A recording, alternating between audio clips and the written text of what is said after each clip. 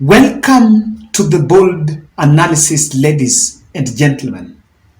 I want to make a follow-up analysis on what I analyzed yesterday on Friday about the group that is trooping back to Raila from the mountain. And somewhere there in the comment section, someone asked me a question that I just want to answer here. That Kevin, what does the consistent Uhuru attacks portend for Raila? What do you think? Does it build? Does it destroy Raila Odinga? And I want us to look at Mutahi Ngunyi's tweet. Mutahi Ngunyi is saying, he's telling the president that it is indeed true that Uhuru Kenyatta might have destroyed businesses of people that were around you. It is indeed true that maybe you had a frosty relationship with Uhuru Kenyatta, but the good leaders should always forgive. And he is telling William Ruto that the revenge mission is a big threat to your presidency, and it can destroy you. That is the voice of Mutahi Ngunyi. This is a gentleman who was a technical advisor to the President to the President Uhuru Kenyatta. And I have a strong conviction that he's not just making it, some of the statements, from the blues. What does these attacks portend for Raila? Raila is in Nigeria. As this goes on, he seems to have stood his ground that he's going to talk about election reforms. He seems to have stood his ground that he's going to talk about the matters election. And I think the advisors that are advising him to keep off, and I've been saying that here, that just keep off. Even in social media, he's not commented about the Uhuru troubles with President William Samoei Ruto. And I want to look at this, just explain for you in details why William Ruto is giving Raila Odinga a fodder and Raila Odinga is thriving. When you attack President Uhuru Kenyatta, you are actually cementing Uhuru's sympathizers who are supporting Raila Odinga. Now, you are cementing Raila's support from Uhuru sympathizers in the mountain. I was looking at social media and even the comment section, and you could sample reactions from some members of the region. Opinions are divided as to whether Uhuru Kenyatta, as to what is happening to Uhuru Kenyatta is really following the law, or it is just trying to demean him or mistreat the former president. So, what it means is this. There are people who support Uhuru Muigai Kenyatta, whether he was in power, whether he was the president, even after the presidency. And a big chunk of this group supported Raila Odinga's presidential bid. Now, so when you attack the president, you tend to draw some sympathy to him. And that's naturally how Kenyans are, or human beings that way. They tend to side with the oppressed. And the fallacy, or rather than understanding that I have the backing of the people and much of managing that public expectation that William Ruto is doing, and I think he seems to be enjoying, or rather his advisors are telling him that it doesn't matter what. It doesn't matter what, you do it. And someone was telling me, I don't think Ruto wants a second term. I don't think. Someone was saying that Ruto is just here to take first term and do his things and go. Someone was making that joke. That is really giving Raila Odinga the fodder. In fact, if Raila is to go to Mount Kenya, he has now something to tell them.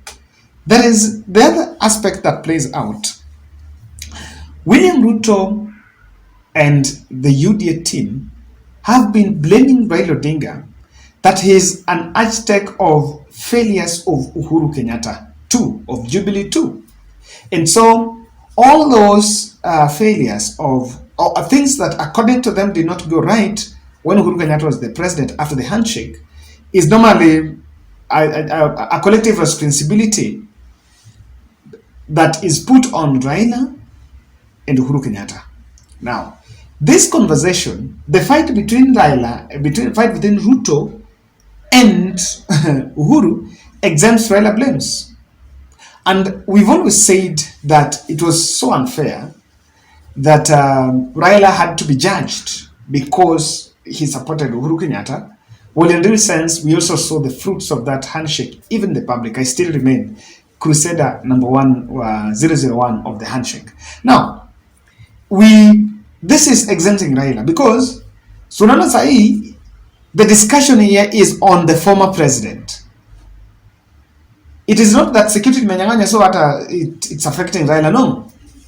The fight between the two of them, it's making Kenyans talk about current president and former president, not current president and handshake government.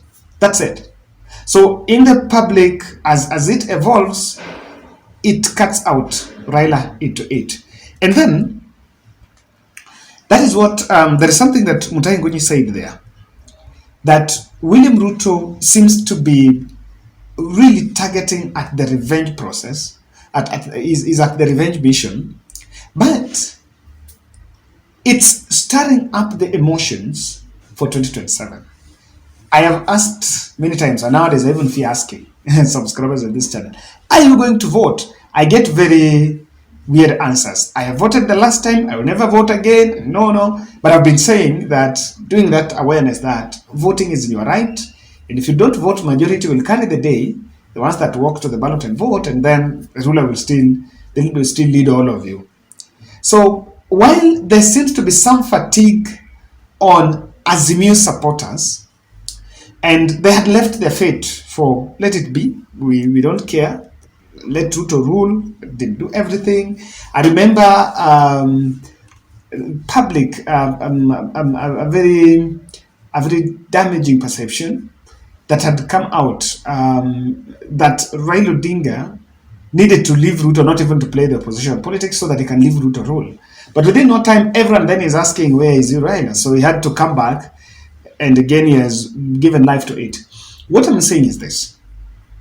We are creating the oppressed team. We are consolidating, or William Ruto is unknowingly consolidating a caucus of the oppressed. These are people that feel they have been sidelined, they have been oppressed, and they're not part of whatever is going on. That caucus can stir up and even oil 2027. Let me tell you, people. When Salim Devadi and Rigiji and other leaders tell you that we defeated Raila with deep state and all this, and so how is going to defeat us, I listen to people taking that narrative lightly. But it only means that it's supposed to screw the mind of voters that William Ruto is not defeatable. You cannot defeat him in 2027. So whatever comes in it, we are giving a ground, we are creating a premise that whatever come what come may, we cannot. Kenya is a country of history. We can even make history of getting a one-time president. It's possible. That's what I'm saying.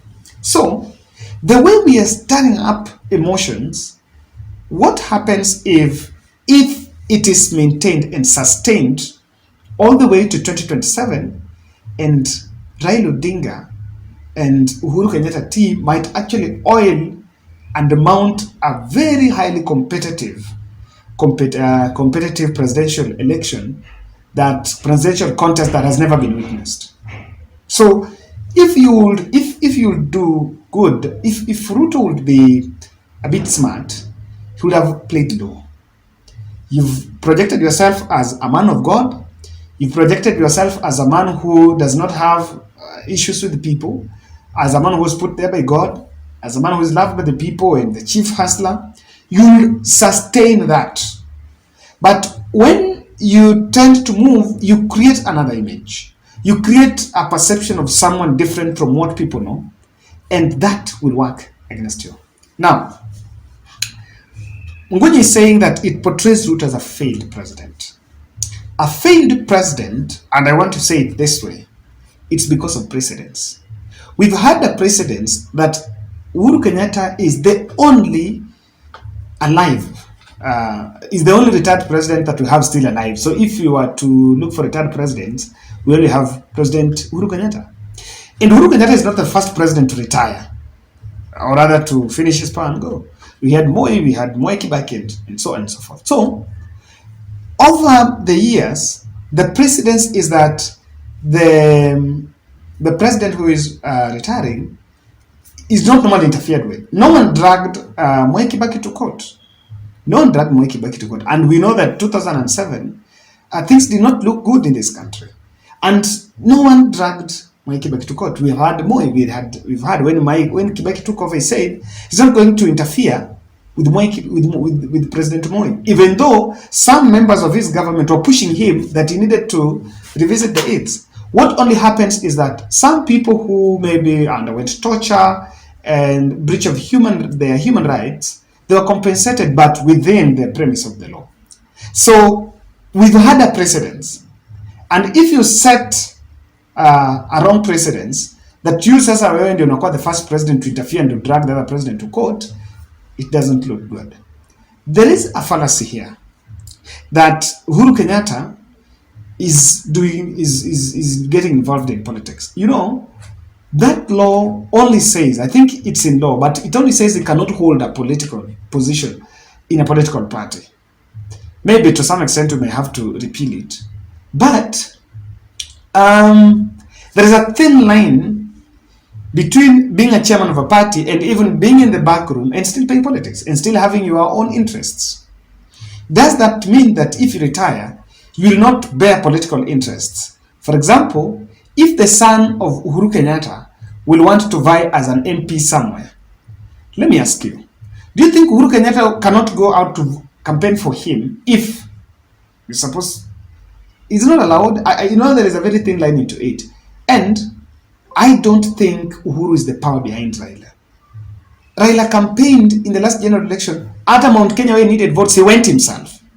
So Uhuru attended some few rallies. I think Jacaranda and some one or two. I think only Jacaranda, if I'm not wrong. So Uhuru has never been into politics. Even campaigning, he's never campaigned for Raila. So the point that is the person now pushing the wheel, for me, it doesn't bear anything. Let's face the reality. But Raila thrives in this. I don't know what you think, guys. Those are my thoughts.